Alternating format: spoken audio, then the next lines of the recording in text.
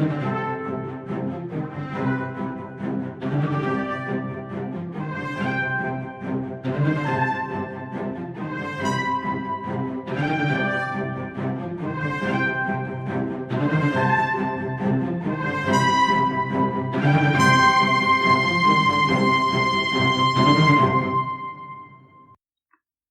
Deep River is a beautiful and fast-flowing piece of the North Carolina landscape. It was named due to its steep banks and now hosts a huge biosphere that uses it for shelter and growth.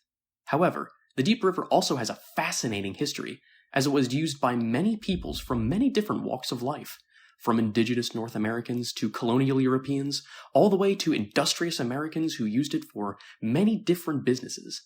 In this episode of the Deep River podcast, we plan on outlining just how rich this history is, starting from the present day and going all the way to the Revolutionary War.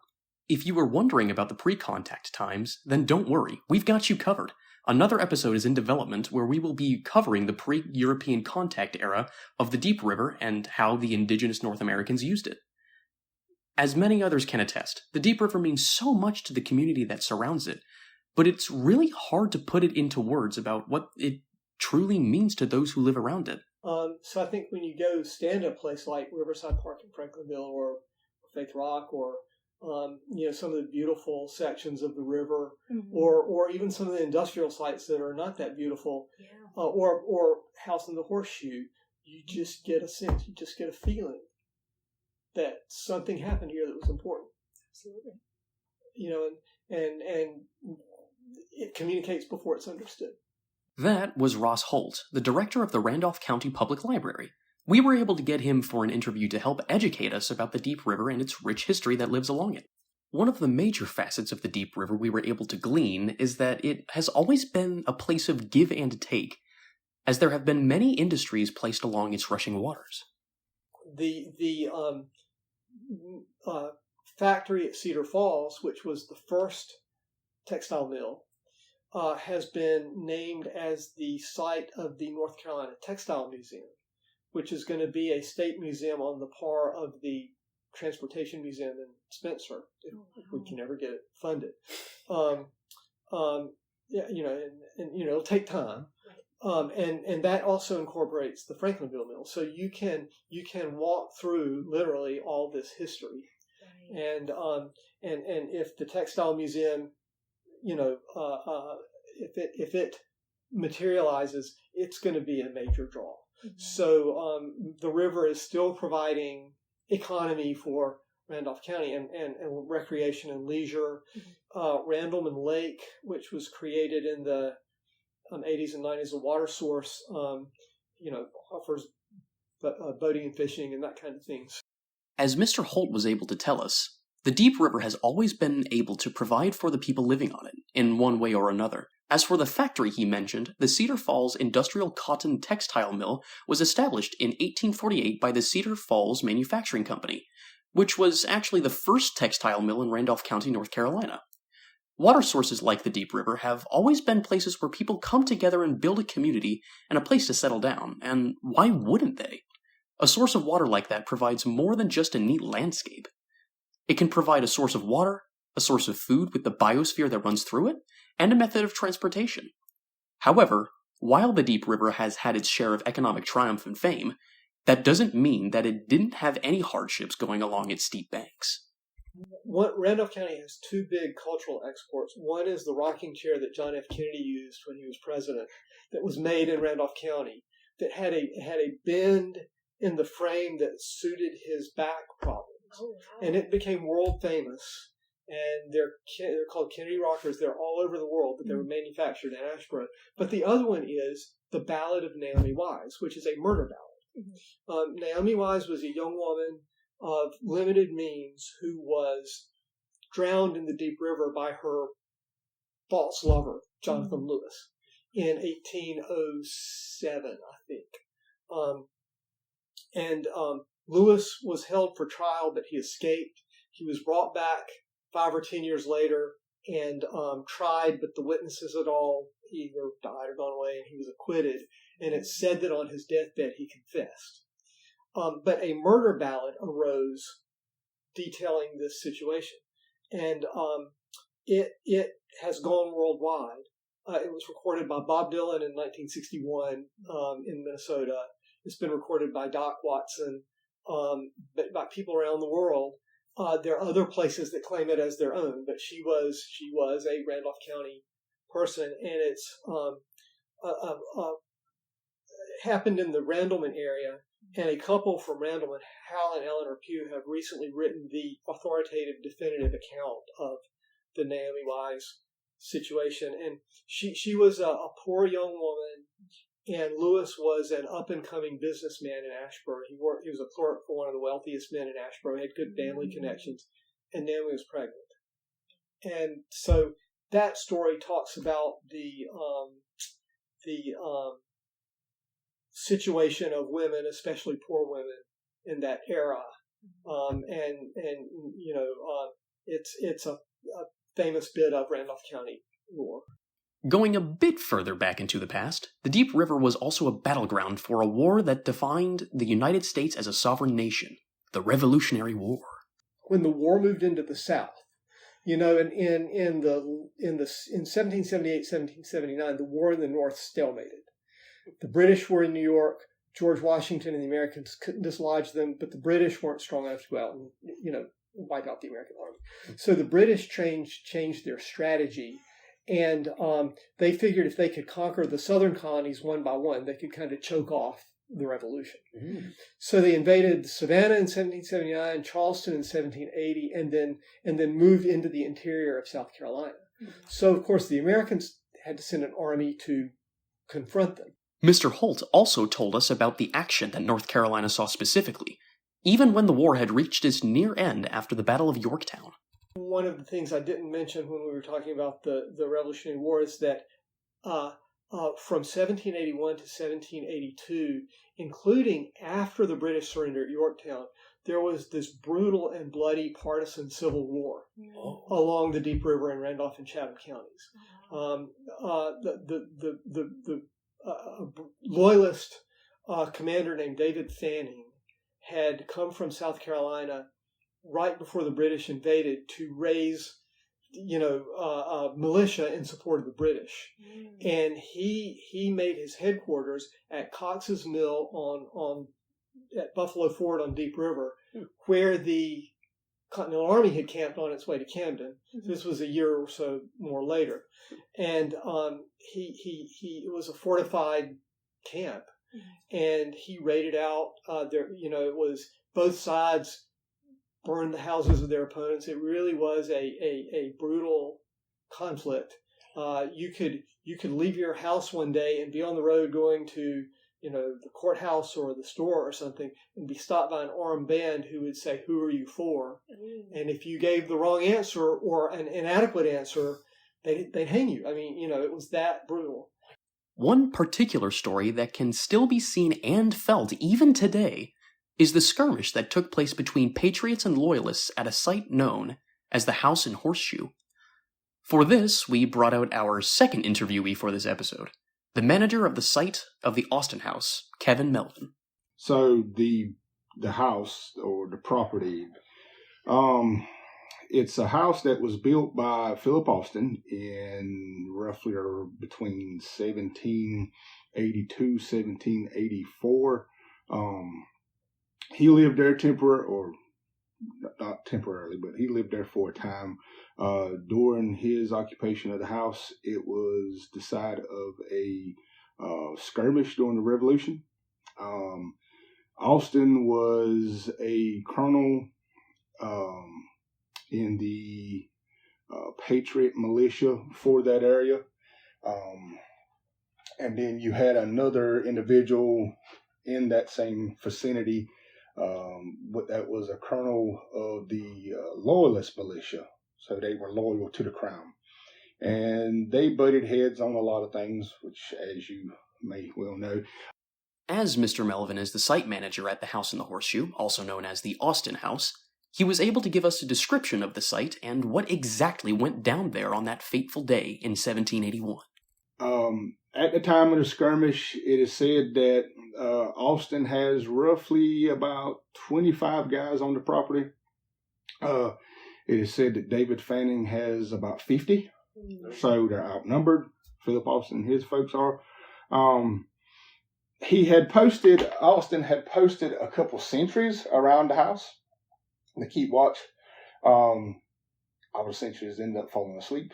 You can't make this stuff up. It's crazy. All the sentries fall asleep, and then like first thing that morning, it was I'm blanking on the actual date, but it was in July. First thing that morning, right before daylight, like a daylight raids kind of thing, David Fanning and his guys come up, skirting the deep river, come up to the house, and they attack the house. At that point, Philip Austen's men, the guys that he had camped out pretty much in his yard, they all run into the house. You had this skirmish that ensues roughly about 3 hours long. Several people are killed on both sides. Several people are injured on both sides. Austen realizes that he's outnumbered and he's in a bad situation, but I'm assuming his pride would not let him surrender because his wife is the one that actually surrendered on his behalf. So it was Austen, his wife. They had several children in the home, ranging from like 17 years old to I think it's a 6-month-old baby infant. The older sons are upstairs, like loading muskets and everything for the guys that are shooting out. The younger kids, their mother, Temperance, she puts them in the fireplace to protect them from the gunshots. Her and the baby were supposedly under the bed. And I think it was, her willingness to protect her children more so than anything to do with her husband. She sees the writing on the wall and she's like, all right, enough's enough. And she goes out and she surrenders. So yeah, that's pretty much the history on that side of the house. As stated before, there are some aspects of the site that can still be seen and felt even to this day, as Mr. Holt told us during the interview. And there's still bullet holes in the walls and in the doors, you can see. And I recently saw a piece on public television. They got the SBI out there and triangulated the bullet holes so they could see where the attack came from. Another aspect Mr. Melvin wanted us to know about was everyone who played a part in keeping the house of such a battle in good enough condition to be preserved. Again, just getting back to those voices that have not been really told, those stories that have not been told in the past. The native perspective, the enslaved perspective, the female perspective on the property. If it wasn't for a woman in the 40s, Buffy Ives coming in, she's the one that did all the work in getting this property preserved. She's not really talked about that much. If it wasn't for her, again, you wouldn't have this historic site. Same thing with Temperance Austen. If it wasn't for her actions, you wouldn't have this site today. Mm-hmm. So again, that those voices need to be told, and they will be told better. I hope and pray that I can do them justice. These partisan skirmishes would pop up all around the Deep River in North Carolina especially, but perhaps the river had other ideas as to who or what should be fighting on its banks. So I think you've noted the fords and the crossing, and you've used the same phrase each time, which is that they have to deal with it. Yeah. Do you think it's more like a barrier than like a passage of entry, especially with the deep banks? Yeah, it's a barrier with passages through, and they became the trading path crossed the river at what's now Randleman. Mm-hmm. There was a ford in Franklinville called Island Ford, Buffalo Ford. And down the southern, I think there was one north of Randleman called Muddy Creek. And then the southernmost ford was Searcy's Ford. A man named William Searcy from Northampton County got land grants and operated that ford. Later became a ferry. And it was the southernmost. See, the river widens and deepens in Chatham County as it turns east, so it's harder to cross. So Yes, it's a barrier, but a barrier that has its gateways. Of course, as with any type of history, you need to have sources to be able to back up any sort of goings-on that you want to talk about. So I made sure to put my history cap on and ask both interviewees about the sources. Though, and this may be selfish of me, I just wanted to know how I could search through libraries to find more awesome stories like these in the history of North Carolina. And David Fanning, the British colonel, wrote a narrative of his adventures in Randolph County after the war, and it's very rich. And that's a great source for knowing about that era. Another good source for any era is deeds. People don't understand how much information there is in deeds. That you can sometimes pinpoint where people lived.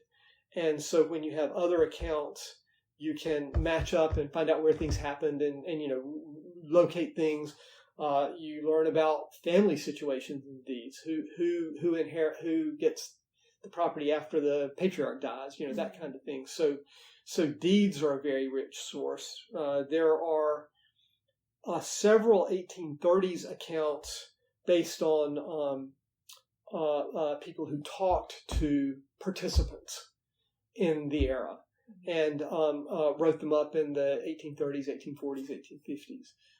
Carruthers, Randolph County, a prominent Randolph County landowner named Alexander Gray, he talked to all the militia leaders of the Patriots in Randolph County and wrote up reminiscence. So there are things you can take and put them all in a blender, and they kind of fact check each other, and then it comes out with and they're folklore accounts of things too. And when we asked Mr. Melvin, he also had a pretty neat response to what kinds of documents we can use to look for more information.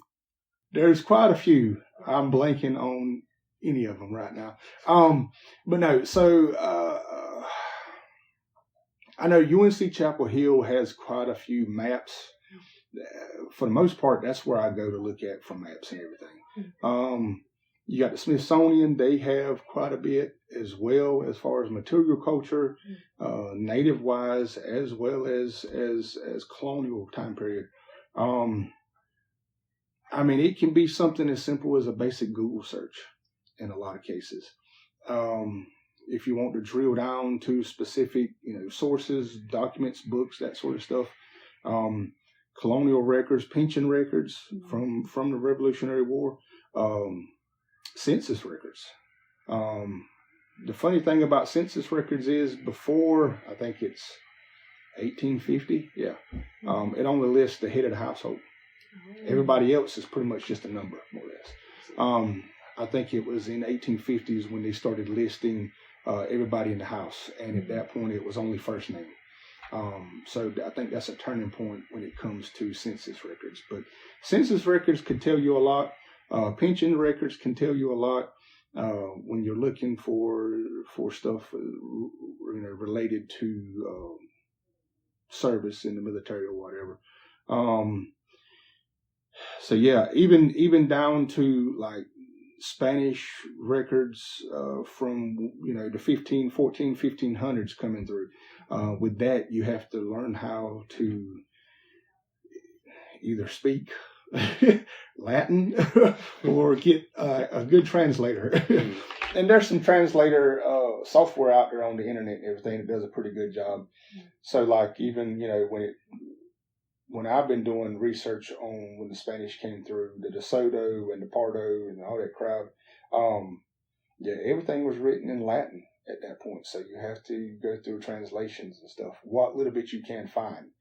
Of course, as Mr. Melvin alluded to, this isn't where the Deep River's history ends. Rather, there is an entire side of the Deep River that we will be covering in a different episode. And that is what the Deep River looked like before indigenous North Americans made contact with Europeans. Before the brutal and bloody Revolutionary War, and before the sprawling cities that dot the steep banks of the Deep River. And now, to close us off, I would like to include a reading done by Ross Holt of one of the most beautiful poems of the Deep River I have ever heard. There's a historian in Randolph County. Randolph County's first historian was Joseph Addison Blair, who was a Quaker attorney in the late 1800s, and he wrote the first history of Randolph County in 1890 called Reminiscences of Randolph. And he wrote about all sorts of different things, and he's an incredibly good writer. So he wrote about the Ori River and he wrote about the Deep River. This is what he said about the Deep River. So we are recording, yes. we walk beside the river and stand upon its mossy banks. Our thoughts steal away on the dashing waves and are lost in the wide expanse of futurity. For hundreds of years, this river has sported along the same time-worn channel over the same bending rocks and made the same sad music it does today. Others, long since passed away, vanished beauty and unspoken love, have listened to the music of its murmurs and felt the inspiration of its song of progress and freedom. 100 years hence, its voice will be heard. It speaks of times to come and times long past. Thank you so much for joining us today. We really hope you can tune into future episodes. Each of our episodes will include show notes with citations to anything we referenced. You can also refer to show notes if you're interested in reaching out to us, if you're interested in making a donation, or if you'd like to find information about local river organizations where you live. Thank you all again for listening, and remember, the river is us, and we are the river.